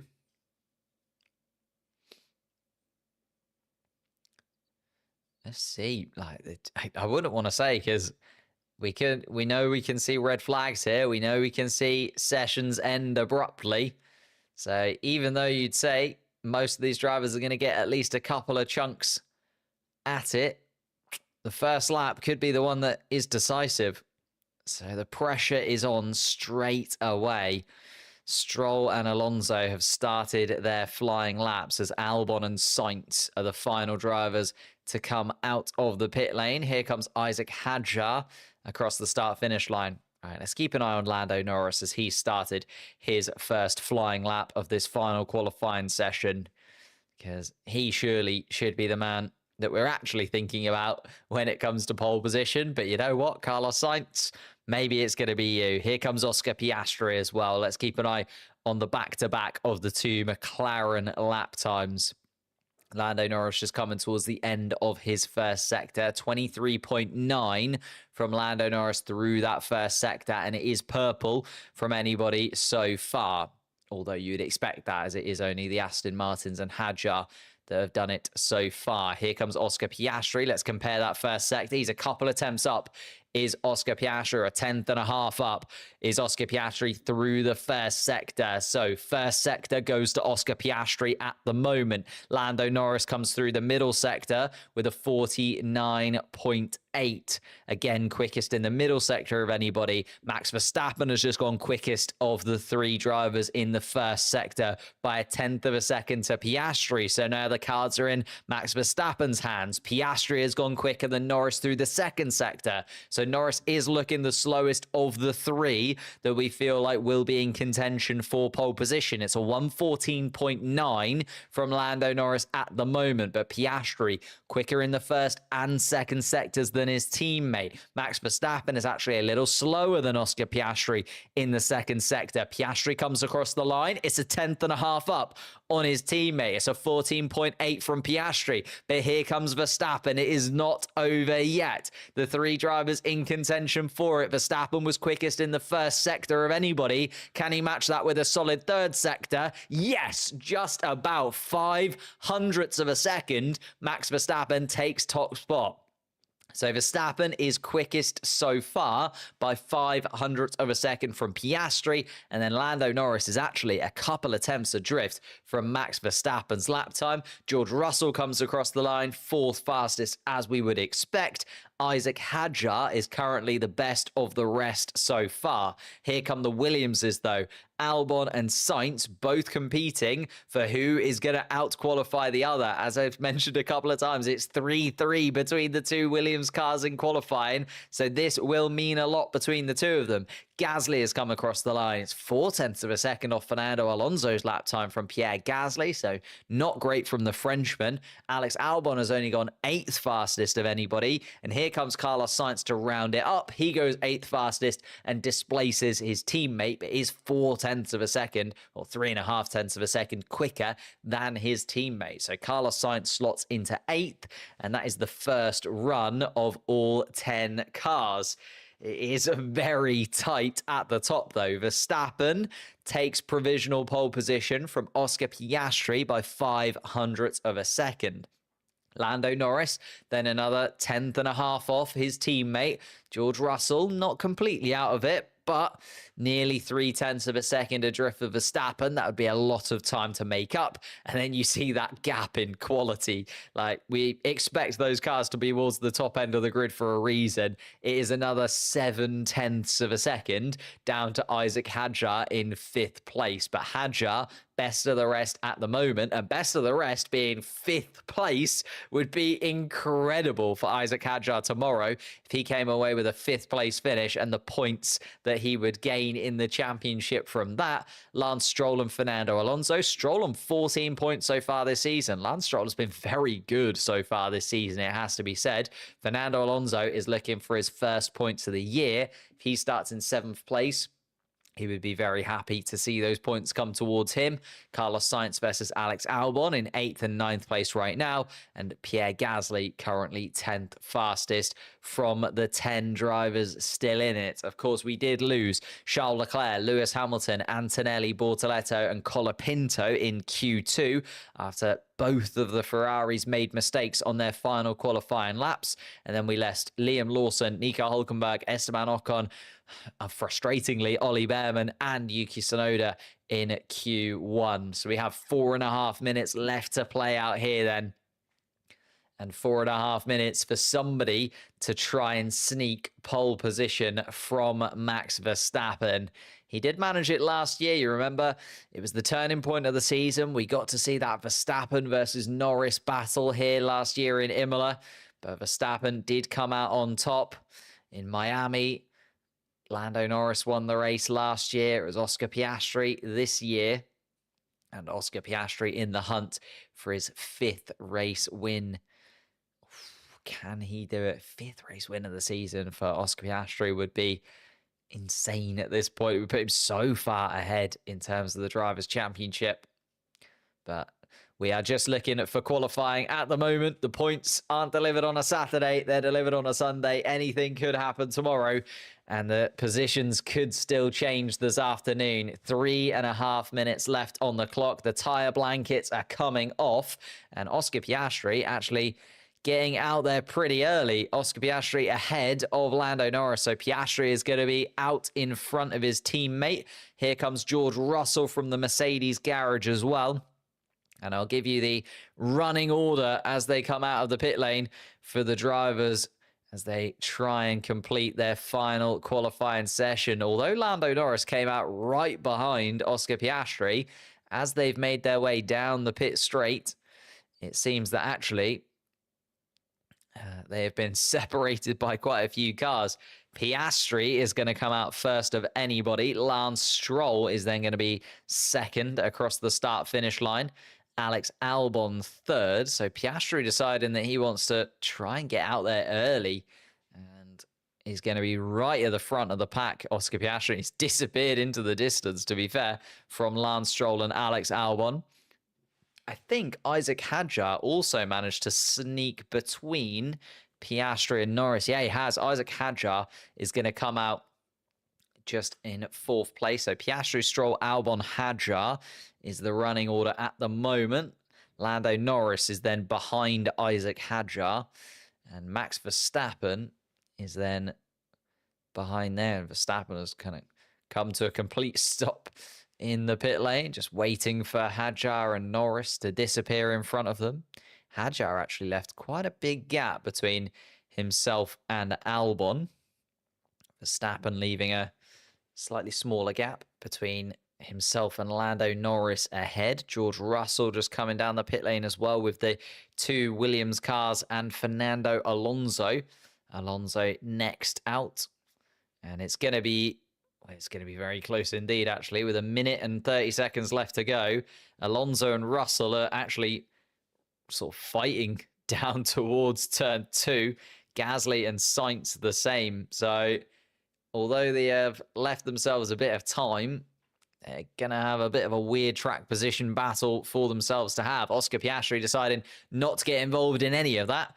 And Piastri now starting his final flying lap of the session. Needs to find 0.05 of a second at least if he's going to get himself pole position here in Imola. Max Verstappen, the man to beat. Unfortunately, he is down by 0.6 of a second to Max Verstappen. He has improved on his first sector, but he is 0.06 of a second down on Verstappen's first sector time. Verstappen still quickest of anybody through that first sector.